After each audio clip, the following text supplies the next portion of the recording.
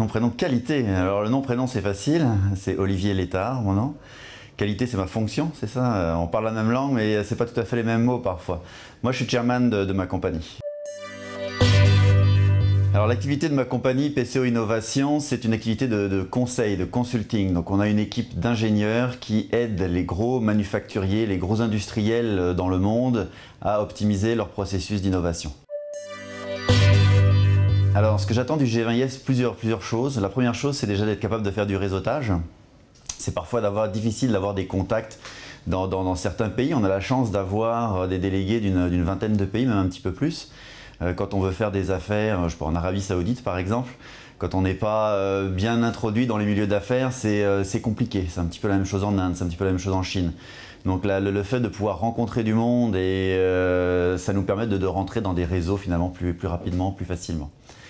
Deuxième chose, c'est être capable de porter quelques messages. On a parfois beaucoup de plaisir, mais aussi quelques challenges quand on est entrepreneur. Et le G20 est une opportunité finalement d'amener quelques idées à nos leaders politiques pour être capable de faire évoluer le cadre dans lequel on peut évoluer. Oui, j'essaie de leur porter le message à chaque fois que je les croise, et c'est une bonne occasion ici. C'est qu'aujourd'hui, on est dans un monde de plus en plus global.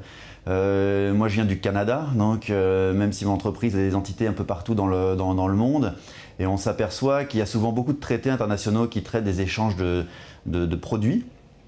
Et moi, on est dans une économie maintenant qui est de plus en plus une économie du savoir finalement, et on s'aperçoit que la capacité de nos gouvernements à s'adapter au déplacement de la main-d'œuvre, quand un Canadien doit venir en France, pour prendre simplement un exemple, il doit avoir un permis de travail pour venir travailler ici, et on s'aperçoit que c'est un bazar épouvantable et que c'est excessivement complexe finalement de faire venir un Canadien travailler en France, et vice-versa d'ailleurs parfois.